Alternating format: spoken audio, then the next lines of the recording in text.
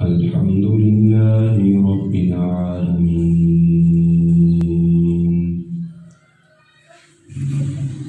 والصلاة والسلام على سيد الأنبياء والمرسلين.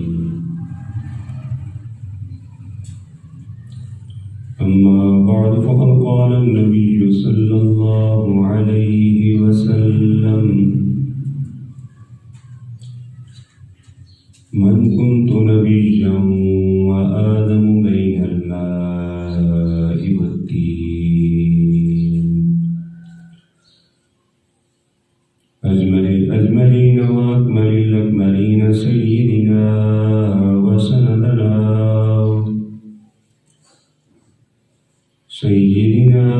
وسندنا ومولانا وحبيبنا ومأوانا وملجانا وهادينا ومرشدنا وقوسنا وغياثنا ومغيثنا ومعيننا وقطبنا وفريدنا والهزامنا وسراجنا وبلاءنا وأشرفنا ونور عيننا محمد وعلى آله وأصحابه أجمعين. أما بعد فقد قال الله تبارك وتعالى في كلامه المجيد والفرقان الحميد: ألا إن أولياء الله لا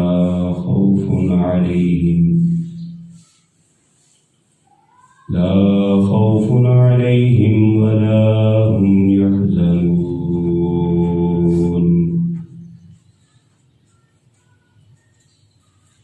صدق الله مولانا العلي العظيم، وبلغنا رسوله النبي الكريم الأمين، ونحن على ذلك من الشاهدين والشاكرين، والحمد لله رب العالمين. إن الله وملائكته يصلون على النبي، يا أيها الذين آمنوا صلوا عليه وسلموا تسليما. اللهم صل على سيدنا ومولانا محمد وعلى آل سيدنا وأصحاب سيدنا ومولانا محمد وبارك وسلم وسلم عليه. الصلاة والسلام عليك يا سيدي يا رسول الله، وعلى آلك وأصحابك يا سيدي يا حبيب الله.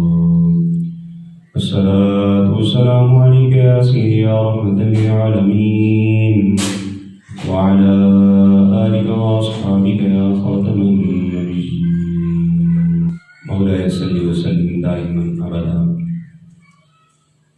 على حبيبك خير الخلق كلهم، يا صاحب الجمال ويا سيد البشر، من وجهك المنير العقد إلى الكمال، لا يمكن الثناء كما كان حقه بعد خدا بزرگتہ قصہ مختصر. بندہ پروردگارم امت احمد نبی، بندہ پروردگارم امت احمد نبی، دوست دارے چار یارم تابع اولاد علی، مذہب حنفی دارم ملت حضرت خلیل، خواب پائے غوث اعظم زیر سایہ ہر ولی. بعد از حمد و ثنا و درود و سلام نبی مکرم شفیع معظم احمد مجتبیٰ جناب محمد مصطفیٰ صلی اللہ علیہ وسلم.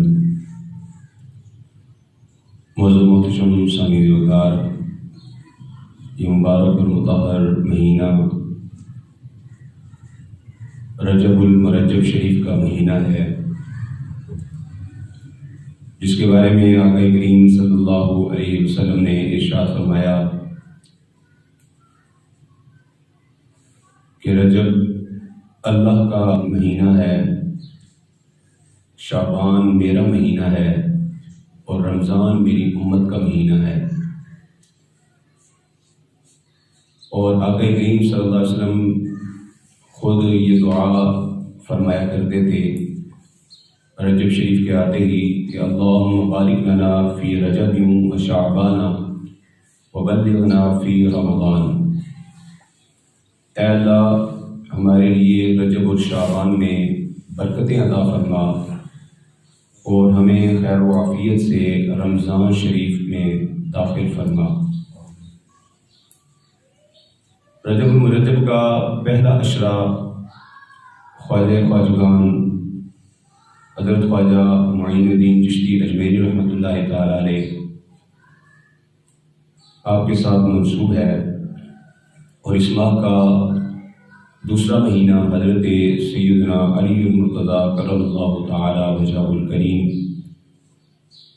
آپ کے ساتھ منسوب ہے، اور 15 رجب کو حضرت سیدنا امام جعفر صادق رضی اللہ تعالیٰ عنہ آپ کا یوم ہے، اور اس ماہ کا آخری اشرا جو ہے وہ واقعہ معراج کے ساتھ منسلک ہے۔ تو چونکہ رجب شریف کے شروع میں حضرت سیدنا خواجہ معین الدین چشتی اجمیری رحمۃ اللہ تعالی علیہ آپ کے اس مبارک کے حوالے سے تقریبات کا آغاز ہوتا ہے، اسی حوالے سے کچھ معروضات آپ کے سامنے پیش کرنے کی سعادت حاصل کروں گا۔ حضرت خواجہ معین الدین چشتی اجمیری رحمۃ اللہ تعالی علیہ آپ کی ذات کسی تعارف کی محتاج نہیں ہے۔ بر صغیر پاک و ہند کے اندر جن اولیاء کرام کے ذریعے سے اسلام پھیلا ہے ان میں حضرت خواجہ معین الدین چشتی اجمیری رحمۃ اللہ تعالی علیہ خواجہ غریب نواز کا نام نامی اسم گرامی بڑا ہی واضح اور نمایاں ہے، اور امت پر جو ان کے احسانات ہیں وہ بھی امت جانتی ہے کہ کس طرح خواجہ معین الدین چشتی اجمیری رحمۃ اللہ تعالی علیہ نے اپنے کردار اپنے افعال کے ساتھ اس بر صغیر پاک و ہند کے اندر اسلام کو پھیلایا۔ خواجہ معین الدین چشتی اجمیری رحمۃ اللہ تعالی علیہ سنجر کے علاقے میں سیستان میں آپ پیدا ہوئے تھے، اور بنیادی تعلیم آپ نے اپنے والد محترم سے ہی حاصل کی۔ جب آپ کی عمر مبارک 15 سال ہوئی تو آپ کے والد محترم جن کا نام سید غیاث الدین تھا ان کا انتقال ہو گیا، اور پھر اس کے بعد آپ کا ایک باغ کے اندر کام کرنے کے حوالے سے واقعہ سیرت نگاروں نے لکھا ہے کہ آپ ایک باغ کی خدمت کرتے تھے، باغ میں کام کرتے تھے۔ ایک دن اس باغ کے اندر ایک مجذوب تشریف لائے جن کا نام ابراہیم بندوزی رحمۃ اللہ تعالی علیہ شارحین نے لکھا ہے۔ تو حضرت خواجہ معین الدین چشتی اجمیری رحمۃ اللہ تعالی علیہ نے ان کو بڑے ادب کے ساتھ ایک درخت کے سائے میں بٹھایا، اور انگوروں کے درخت سے ایک خوشہ آپ نے توڑ کر ان کی خدمت میں پیش کیا۔ تو وہ مجذوب بزرگ ان کے اس خدمت سے بہت خوش ہوئے، اور انہوں نے خواجہ معین الدین چشتی اجمیری رحمۃ اللہ تعالی علیہ ان کے لیے اپنی زنبیل سے ایک روٹی کا ٹکڑا نکالا اور ان کو دیا۔ خواجہ معین الدین چشتی اجمیری رحمۃ اللہ تعالی علیہ نے برکت کے طور پر اس کو لیا اور منہ میں ڈالا، چبایا اور کھا لیا۔ اس ٹکڑے کا حلق سے نیچے اترنا تھا کہ آپ کے دل کی دنیا بدل گئی، دل سے دنیا کی محبت دور ہو گئی، دنیا سے نفرت دل کے اندر پیدا ہو گئی، اور اس ٹکڑے کے انوار کے ذریعے سے آپ کے دل کے اندر نور ایمان پیدا ہو گیا۔ حضرت خواجہ معین الدین چشتی اجمیری رحمۃ اللہ تعالی علیہ نے اپنا وہ باغ بیچا، اور جو پیسے تھے وہ غرباء و مساکین کے اندر صدقہ کیے، اور اس کے بعد راہ خدا میں دین کی تعلیم حاصل کرنے کے لیے نکلے۔ بڑے بڑے علماء، بڑے بڑے صوفیاء سے آپ نے دین کی تعلیم حاصل کی، اور اس کے بعد اپنے پیر کامل کے کہنے پر آپ بر صغیر پاک و ہند کی طرف آپ نے اپنا رخت سفر باندھا۔ راستے کے اندر ایک مرتبہ حضرت خواجہ معین الدین چشتی اجمیری رحمۃ اللہ تعالی علیہ دوران سفر شام کا وقت ہوا، تو تو آپ نے ایک جگہ پر پڑاؤ کرنے کے لیے مریدین کو حکم دیا۔ مریدین نے پڑاؤ کے سارے انتظامات کیے تو خواجہ معین الدین چشتی اجمیری رحمۃ اللہ تعالیٰ علیہ وہاں پر بیٹھ کر ذکر اذکار کے اندر مشغول ہو گئے۔ جب رات کا اندھیرا کچھ چھانے لگا تو دیکھا کہ اسی جنگل کے دوسرے کنارے پر بہت زیادہ آگ جو ہے وہ روشن ہوئی ہے۔ تو خواجہ معین الدین چشتی اجمیری رحمۃ اللہ تعالیٰ علیہ نے اپنے ایک مرید کو حکم دیا کہ جا کر دیکھ کر آؤ یہ کیا ماجرا ہے۔ جب مرید لوٹ کر واپس آیا تو عرض کرنے لگا حضور یہاں پر آتش پرستوں کا ایک قبیلہ آباد ہے جنہوں نے آگ جلائی ہے اور یہ اس آگ کی پوجا کرنے کے لیے آگ کے سامنے اس وقت کھڑے ہیں۔ خواجہ معین الدین چشتی اجمیری رحمۃ اللہ تعالیٰ علیہ جب اپنے مریدین کو لے کر ان آتش پرستوں کے قبیلے کے قریب پہنچے تو دیکھا وہ آگ کی پوجا کر رہے تھے۔ آپ فرمانے لگے کہ تم آگ کی پوجا کیوں کرتے ہو؟ تو وہ کہنے لگے آگ کا کام ہے جلا دینا، اس لیے ہم اس کی پوجا کرتے ہیں تاکہ ہم اس کے جلانے سے محفوظ ہو جائیں۔ تو خواجہ معین الدین چشتی اجمیری رحمۃ اللہ تعالیٰ علیہ فرمانے لگے کہ تم کتنے عرصے سے اس کی پوجا کر رہے ہو؟ وہ کہنے لگے ہم تو صدیوں سے اس کے پجاری ہیں، ہم نسل در نسل اس آگ کی پوجا کرتے آ رہے ہیں۔ تو آپ نے فرمایا کہ اتنے عرصے سے تم اس آگ کی پوجا کر رہے ہو تو بتاؤ کیا اس آگ کے جلنے سے تم محفوظ ہو گئے ہو؟ کہنے لگے حضور آگ کا کام ہی جلانا ہے، آگ کے جلنے سے ہم کیسے محفوظ رہ سکتے ہیں؟ خواجہ معین الدین چشتی اجمیری رحمۃ اللہ تعالیٰ علیہ نے فرمایا پھر اس آگ کی عبادت کرنے کا کیا فائدہ تمہیں؟ اگر صدیوں سے اس کی پوجا کرنے کے باوجود تم اس آگ کے جلانے سے محفوظ نہیں ہو سکے، اس کے شر سے محفوظ نہیں ہو سکے، تو پھر اس آگ کی پوجا کرنے کا مقصد کیا ہے؟ آؤ میں تمہیں اس رب کا راستہ بتاتا ہوں کہ جو حکم فرما دے تو اس کے حکم کے بغیر یہ آگ کسی انسان کسی انسان کے بال تک کو جلانے کی ہمت نہیں کر سکتی۔ آؤ اس رب کی عبادت کی طرف آ جاؤ، اس رب کی عبادت کرو، اس کی توحید کے اوپر ایمان لے آؤ۔ وہ کہنے لگے نہیں ہم تو اتنے عرصے سے پجاری ہیں، ہم کیسے اپنا جو ہے وہ مذہب چھوڑ سکتے ہیں، ہمارے آباء و اجداد اسی مذہب پر تھے۔ ابھی وہ اسی بحث کے اندر پڑے ہوئے تھے کہ آپ نے ان کے سردار کی گود میں چھوٹا سا بچہ تھا، اس کو اٹھایا اور اٹھا کر آپ نے آگ کے اندر چھلانگ لگا دی۔ وہاں پر شور و غل مچ گیا اور یہی آپ کا مقصد تھا تاکہ سب کی توجہ جو ہے وہ آپ کی طرف آ جائے، کیونکہ اگر خود کودتے تو شاید اتنا شور و غل نہ ہوتا۔ آپ اس بچے کو لے کر آگ کے اندر کودے، انہوں نے شور و غل کیا تو آس پاس قبیلے کے جتنے بھی افراد تھے وہ سب وہاں پر آگ کے گرد جمع ہو گئے اور کہنے لگے کہ یہ کیسا بابا ہے کہ اس نے ہمارے بچے کو پکڑا ہے اور آگ کے اندر چھلانگ لگا دی، یہ کون سا طریقہ کار ہے؟ ابھی وہ کھڑے گفتگو کر ہی رہے تھے کہ تھوڑی دیر کے بعد انہوں نے دیکھا کہ خواجہ معین الدین چشتی اجمیری رحمۃ اللہ تعالیٰ نے اس آگ سے اس بچے کو لے کر صحیح سلامت واپس باہر تشریف لا رہے۔ وہ دیکھ کر حیران ہو گئے، کہنے لگے ہم صدیوں سے اس آگ کی پوجا کر رہے ہیں اور اس آگ کے جلنے سے ہم محفوظ نہیں رہ سکے، تو آپ کس کی عبادت کرتے ہیں؟ وہ کون سا آپ کا مالک و خالق ہے کہ جس نے اس آگ کے شر سے آپ کو محفوظ کر دیا؟ وہ سارے قبیلے والے آپ کے قدموں میں گرے اور دائرہ اسلام کے اندر داخل ہو گئے۔ اس طرح خواجہ معین الدین چشتی اجمیری رحمۃ اللہ تعالیٰ علیہ نے اس بر صغیر پاک و ہند کے اندر اسلام کو پھیلایا ہے۔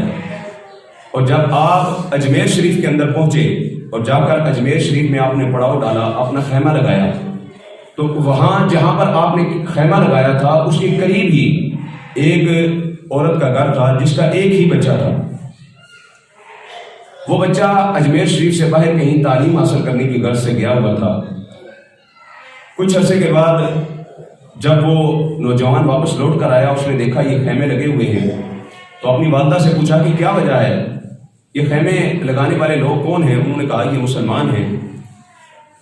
اور اب جب بھی وہ ان خیموں کے قریب سے گزرتا تو خواجہ معین الدین چشتی اجمیری رحمۃ اللہ تعالیٰ علیہ کا جو خیمہ تھا، عصر سے مغرب تک آپ اس خیمے کے اندر بیٹھ کر روتے رہتے۔ جب وہ نوجوان آپ کے خیمے کے قریب سے گزرتا تو پریشان ہو جاتا، بھئی یہ بابا کیوں رو رہا ہے؟ اپنی والدہ سے جا کر پوچھنے لگا امی جان کیا وجہ ہے، یہ بابا جو ہے، یہ ان مسلمانوں کا گرو جو ہے، یہ کیوں روتا رہتا ہے؟ والدہ کہنے لگی بیٹا مجھے کیا پتا، تو جا کے خود پوچھ لے۔ تو نوجوان ایک دن آپ کو روتا ہوا دیکھ کر خیمے کے اندر داخل ہو گیا اور جا کر کہنے لگا حضور میں روزانہ یہاں سے گزرتا ہوں اور میں دیکھتا ہوں کہ آپ روزانہ رو رہے ہوتے ہیں، تو مجھے سبب دریافت کرنا ہے آپ کیوں روتے ہیں، آپ کو کیا تکلیف ہے، کیا پریشانی ہے؟ تو خواجہ معین الدین چشتی اجمیری رحمۃ اللہ تعالیٰ علیہ فرمانے لگے کہ میں ایک عرصے تک اپنے پیر کامل، اپنے پیر و مرشد کے ساتھ رہا ہوں، ان کی خدمات سر انجام دیتا رہا ہوں، ایک عرصے تک میں ان کی خدمت میں رہا، تو اب مجھے روزانہ جب ان کی یاد آتی ہے تو ان کی محبت مجھے رلا دیتی ہے، تو میں عصر سے مغرب ان کو یاد کر کے ان کی محبت میں روتا رہتا ہوں۔ تو وہ نوجوان کہنے لگا کہ میں نے تو یہ سنا ہے کہ تکلیف میں لوگ روتے ہیں، کیا محبت میں بھی رونا آتا ہے؟ آپ فرمانے لگے ہاں محبت میں بھی رونا آتا ہے۔ تو وہ نوجوان کہنے لگا حضور پھر مجھے رونا سیکھنا ہے، مجھے رونا سیکھنا ہے، مجھے رونا سکھا دیجیے۔ اللہ اکبر۔ خواجہ معین الدین چشتی اجمیری رحمۃ اللہ تعالیٰ علیہ آپ فرمانے لگے اگر تو یہ سیکھنا چاہتا ہے تو دو شرطیں ہیں۔ وہ کہنے لگا کیا؟ آپ نے فرمایا پہلی شرط یہ ہے کہ تجھے مسلمان ہونا پڑے گا، اور دوسری شرط یہ ہے کہ تجھے میرا مرید ہونا پڑے گا، پھر میں تجھے بتاؤں گا کہ محبت میں رونا کیسے ہوتا ہے۔ وہ کہنے لگا میں اپنی والدہ سے جا کر اجازت لوں گا، پھر اس کے بعد میں آپ کو آ کے بتاؤں گا۔ آپ نے فرمایا ٹھیک ہے۔ وہ والدہ کے پاس گیا اور جا کر والدہ سے کہنے لگا امی جان میں آپ سے اجازت لینے کے لیے آیا ہوں۔ جب والدہ نے کہا کہ تو بڑا ضدی ہے اور تو کسی بات پر اگر اڑ جائے تو پھر اس بات کو پورا کر کے ہی مڑتا ہے، تو لہٰذا میں تیرے پاس ساتھ کوئی بحث نہیں کروں گی، تو جو کرنا چاہتا ہے کر لے، تو اس بابے کا مرید ہونا چاہتا ہے مرید ہو جا، مسلمان ہونا چاہتا ہے مسلمان ہو جا۔ وہ نوجوان آپ کی بارگاہ میں پھر حاضر ہوا اور عرض کرنے لگا حضور میں مسلمان ہونا چاہتا ہوں، آپ کا مرید ہونا چاہتا ہوں۔ آپ نے کلمہ پڑھایا اور مریدین کے اندر شامل فرمایا اور فرمانے لگے کہ اب تیرا زیادہ وقت جو ہے وہ میرے ساتھ ہی گزرے گا۔ وہ صبح سحری کے وقت آپ کے ساتھ ہوتا، ناشتے کے وقت آپ کے ساتھ ہوتا، جب آپ سیر کے لیے نکلتے تب بھی وہ آپ کے ساتھ ہوتا۔ جب اس کو خواجہ معین الدین چشتی اجمیری کا قرب نصیب ہوا اور اس قرب کی عادت ہو گئی، اور خواجہ معین الدین چشتی اجمیری رحمۃ اللہ تعالیٰ علیہ کے ساتھ جب ایک عرصہ اس نے گزارا، تو ایک دن خواجہ صاحب فرمانے لگے کہ اے نوجوان اب تجھے 3 دن کی رخصت ہے، 3 دن تو نے میرے پاس نہیں آنا، 3 دن کے بعد آنا ہے۔ وہ نوجوان کہنے لگا جی 3 دن کی کون سی بڑی بات ہے، 3 دن کے لیے دور جانا کون سی بڑی بات ہے، 3 دن تو ایسے گزر جائیں گے پتہ ہی نہیں چلے گا۔ وہ نوجوان آپ کی بارگاہ سے رخصت ہوا اور اپنے گھر میں پہنچا۔ جب شام کا وقت ہوا تو والدہ نے کھانا پکا کر اس کے سامنے رکھا۔ وہ نوجوان جو روزانہ 3 روٹیاں کھا لیا کرتا تھا، آج اس کے حلق سے ایک لقمہ بھی نیچے نہیں اترا۔ والدہ پریشان ہو گئی، بیٹے کیا وجہ ہے، آج تو کھانا کیوں نہیں کھا رہا؟ بیٹا کہنے لگا امی جان مجھے سبب پتہ نہیں چل رہا، معلوم نہیں ہو رہا کہ آخر کیا وجہ ہے، کیوں میرے حلق سے آج لقمہ نیچے نہیں اتر رہا، میں تو شام ہوتے ہی کھانا کھا لیا کرتا تھا۔ جب رات ہوئی تو اسے نیند بھی نہ آئے، کروٹیں بدلتا رہا اور اس کی آنکھ نہ لگی تو اٹھ کر چھت پر چلا گیا۔ والدہ نے دیکھا کہ بیٹا بے چین ہے، چھت پر چلا گیا ہے، تو والدہ بھی پیچھے چلی گئی، بیٹا کیا وجہ ہے، کیوں پریشان ہو، کیوں نیند نہیں آ رہی؟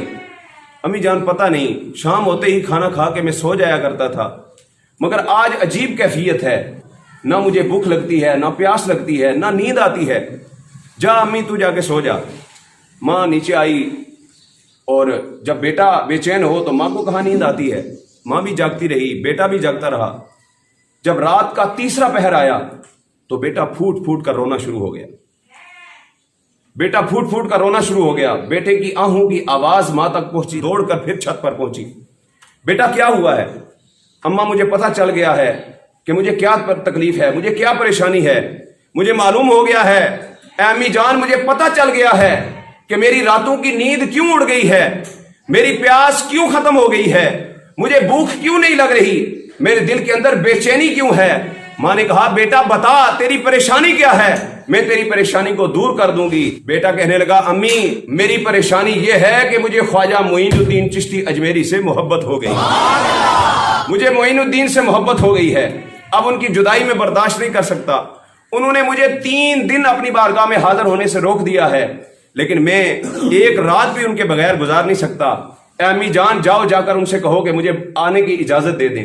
والدہ تڑپتی ہوئی خواجہ معین الدین چشتی اجمیری کے پاس پہنچتی ہے اور عرض کرتی ہے حضور میرا بیٹا تکلیف کے اندر ہے، آپ اسے بلا لیجئے۔